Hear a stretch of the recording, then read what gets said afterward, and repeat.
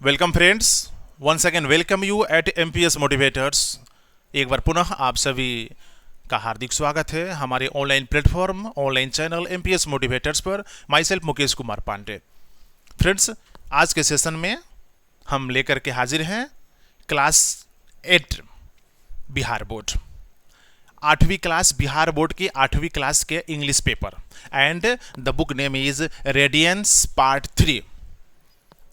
Bihar board 8वीं class का अंग्रेजी पेपर से हम लेकर के प्रस्तुत कर रहे हैं। It is the chapter number 5 and it's name is 1 2 3। बहुत इंटरेस्टिंग टाइटल है, 1 2 3। सो फ्रेंड्स, ये 1 2 3 क्या बताता है?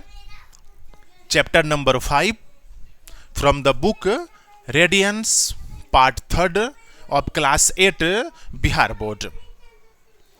उम्मीद करते हैं आज का सेशन क्लास 8 के स्टूडेंट्स के लिए, जो हमारे गवर्नमेंट स्कूल में पढ़ते हैं, मिडिल स्कूल में पढ़ते हैं, क्लास 8 के स्टूडेंट्स हैं। अंग्रेजी पेपर वैसे भी बहुत कमज़ोर होती है, लेकिन एमपीएस मोटिवेटर्स के साथ जुड़िए। घर बैठे इंग्लिश पेपर हो, मैथ पेपर हो या किसी प्रकार का कोई भी सब्जेक्ट हो, आसानी से सॉल्व कीजिए, हल कीजिए।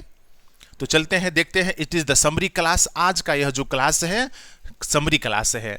सारांश हिंदी में होगा, सारांश अंग्रेजी में होगा, एकदम सटीक एंड साधारण ढंग से, जिससे कि हमारे बिहार बोर्ड के जो क्लास 8 के स्टूडेंट्स हैं वो आसानी से समझ सके, आसानी से प्रश्नों का जवाब दे सके।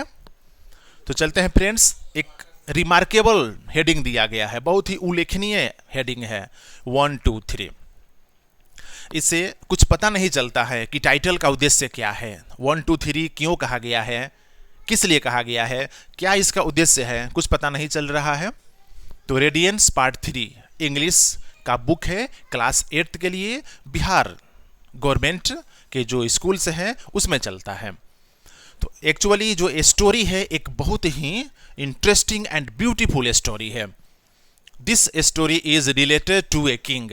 एक राजा से जुड़ी हुई यह कहानी है। चलते हैं, सबसे पहले देखते हैं सारांश हिंदी में, फिर उसके बाद उसको हम चलेंगे लेकर के सारांश अंग्रेजी में, क्योंकि हिंदी फर्स्ट। हम बिहार के हैं, भारत के हैं, तो हमारे लिए हिंदी फर्स्ट। तो सारांश हिंदी में। दरअसल यह कहानी एक राजा की है, जो राजा बहुत ही पावरफुल था, बहुत रिच था, बहुत ही धनवान था, बहुत शक्तिशाली था।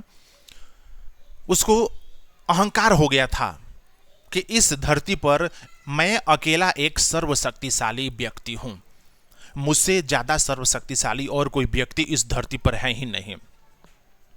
वो हमेशा यही सोचता था कि मेरे दिमाग में जो कुछ बात चल रही है, कोई ऐसा व्यक्ति हो जो बता सके कि मेरे माइंड में क्या चल रहा है। वह अक्सरहा अपने दरबारियों से जानने की कोशिश करता था।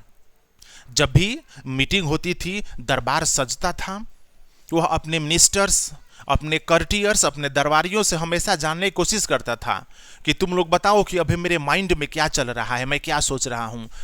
कोई व्यक्ति जवाब नहीं दे पाता था, कोई मंत्री, कोई संतरी कुछ नहीं कह पाता था। एक बार जो किंग था, जो राजा था, उसने 1 महीना का समय दिया, अपने सभी दरबारियों को बुलाया, मीटिंग लगा, राज दरबार सजा।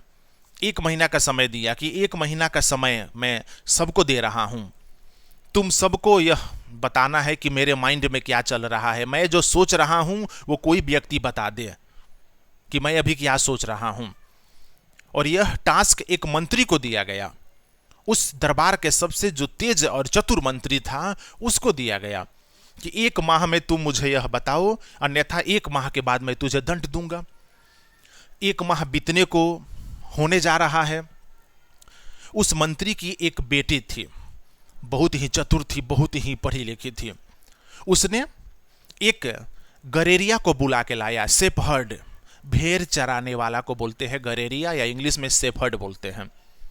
और अपने पिता से बोला, वह जो लड़की थी अपने पिता से बोली कि आप इस गरेरियो को लेकर के जाइए राजा के दरबार में, और यही प्रश्न का जवाब देगा, जो राजा पूछेंगे उसका जवाब यही देगा। मंत्री आश्चर्य में पड़ गए कि ये कैसी युक्ति सुझा रही है मेरी बेटी। एक अनपढ़ गंवार को राजा के सामने प्रस्तुत करेंगे, और भी राजा के प्रश्न का जवाब देने के लिए। लेकिन हुआ वही, जिस दिन राज दरबार सजा, मंत्री उस गरेरियो को लेकर के हाजिर हुआ। राजा के सामने प्रस्तुत किया गया उस भेड़ चराने वाले को। मंत्री ने कहा कि हुजूर, आपने जो भी प्रश्न करना है इससे कीजिए, ये आपके प्रश्नों का जवाब देगा। राजा बोले ऑल राइट, बिल्कुल सही है। राजा ने एक अंगुली उठाया तो उनका उत्तर देने के लिए जो भेड़ चराने वाला गरेरिया सभा में उपस्थित हुआ था वह 2 अंगुली उठाया। इसके बाद राजा 3 अंगुली उठाए। जब राजा 3 अंगुली उठाए तो जो गरेरिया था, भेड़ चराने वाला था, वह अपना सर इनकार करने लगा, हिलाने लगा और एकदम क्रोधित हो गया और वहां से भागने के लिए तैयार हो गया, लेकिन उसको पकड़ लिया गया। अब मंत्री रिक्वेस्ट किया राजा से कि योर मैजेस्टी, आप हमें समझाएं कि ये फिंगर 1, 2 उठाने का क्या मतलब है। राजा ने सारी बात बताई। राजा जब एक फिंगर उठाए तो राजा का कहना था कि मैं अकेला सर्वशक्तिशाली हूं, लेकिन भेड़ चराने वाले ने उनके बात को काट दिया। बोला कि नहीं, दूसरा व्यक्ति, आपसे ज्यादा बलवान शक्तिशाली दूसरा व्यक्ति है और वह ऑलमाइटी गॉड, ईश्वर है। राजा ने जब तीसरा फिंगर उठाया तो गरेरिया जो था वो इनकार कर दिया कि नहीं, इस धरती पर अब तीसरा कोई सर्वशक्तिशाली व्यक्ति नहीं है। आप एक सर्वशक्तिशाली व्यक्ति हैं, आपसे भी बड़ा सर्वशक्तिशाली व्यक्ति नंबर 2 गॉड है, तीसरा कोई व्यक्ति नहीं है। राजा बड़ी प्रसन्न हुए। उस गरेरिया, उस सेप हड के बात को सुन करके बड़ी प्रसन्न हुए। इसने मेरे मन में जो चल रही थी बात, मेरे मन में जो आशंका घूम रही थी कई दिनों से, उसको यह आज सॉल्व कर दिया, समाप्त कर दिया। सभी लोग खिलखिला के हंसने लगे कि एक अनपढ़ गंवार जो गरेरिया, जो भेड़ चराने वाला था, आज राजा के मन के बात को समझ करके और उनका उत्तर उन्हें दे दिया। इस प्रकार से यह जो स्टोरी है 1, 2, 3 ये समाप्त होती है। राजा पुरस्कृत भी किए उस गरेरिया को, मंत्री को भी उन्होंने इनाम दिया। तो फ्रेंड्स, ये जो कहानी है राजा से संबंधित थी, जिसमें राजा सर्वशक्तिशाली अपने आप को मानता था, लेकिन वो भेड़ चराने वाले ने उनकी बात को काट दिया। बोला कि नहीं, आपसे भी सर्वशक्तिशाली ईश्वर है, तीसरा कोई नहीं है। तो यही इस इम्पोर्टेंट एंड बहुत ही ब्यूटीफुल एंड इंटरेस्टिंग जो स्टोरी है उसका हेडिंग दिया गया है 1, 2 एंड 3। एंड चूंकि इसमें नहीं है 1, 2, 3। तो ये हिंदी का सारांश सबसे पहले जरूरी है क्लास 8 के स्टूडेंट्स के लिए।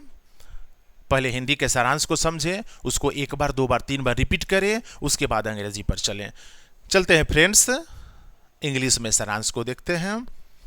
So this is a beautiful story. In this story, the story was related to a king. The king was very powerful and the king was very rich and very wise. He always wanted to know from others what was going in his mind. What he was guessing in his mind, others could tell the answer, but nobody of the court was able to reply and give the authentic answers. The king was in tension and in excess because there was no one who answered the question of the king. King called the minister and gave the 1 month duration and deadline.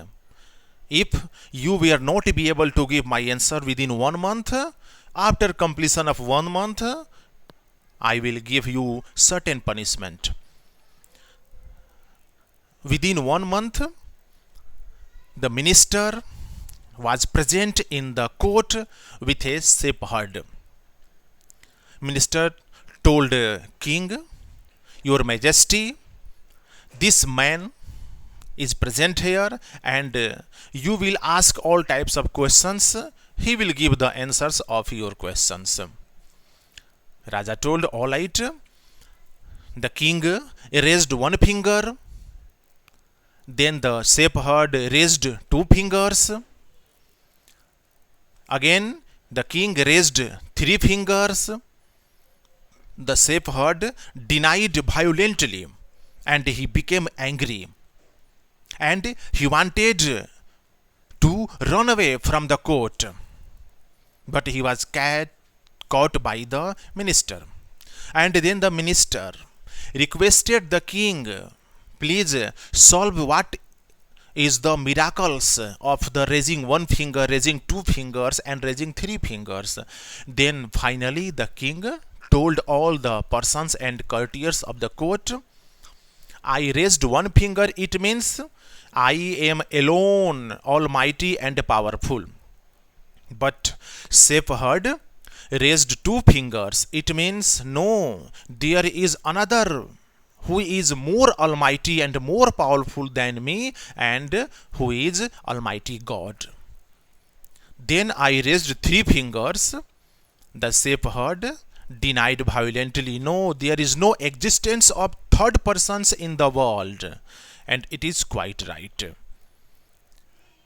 All ministers became very happy after listening the answers from king. At last king awarded shepherd and the minister. So well gentlemen, यह कहानी यही बताती है कि अगर धरती पर कोई अलमाइटी है, अगर कोई बहुत सर्वशक्तिशाली है, बहुत रिच है, बहुत पावरफुल है, लेकिन एक दूसरा व्यक्ति भी है जो सबसे पावरफुल है, सबसे रिच है, सबसे बुद्धिमान है, और वह है गॉड। यह इस कहानी से हमें यह ऑब्जेक्टिव उद्देश्य मिलता है और इस कहानी का सारांश यही है। उम्मीद करते हैं कि क्लास 8 के जो स्टूडेंट्स हैं, जो हमारे बिहार बोर्ड के मिडिल स्कूल में अध्ययन करते हैं, पढ़ते हैं, उन सब के लिए आज का हमारा यह फ्रूटफुल क्लास बहुत इंपॉर्टेंट है। आप जुड़िए हमारे एमपीएस मोटिवेटर्स के साथ, 10 मिनट का समय निकालिए, घर बैठिए, वीडियोस को देखिए, प्रिपरेशन कीजिए। नेक्स्ट क्लासेस में, नेक्स्ट सेशन में हमारा यह कंटिन्यू जारी रहेगा। 8 के लिए बने रहिए एमपीएस मोटिवेटर्स के साथ। मिलते हैं नेक्स्ट क्लास में नेक्स्ट चैप्टर के साथ। Till then thank you very much.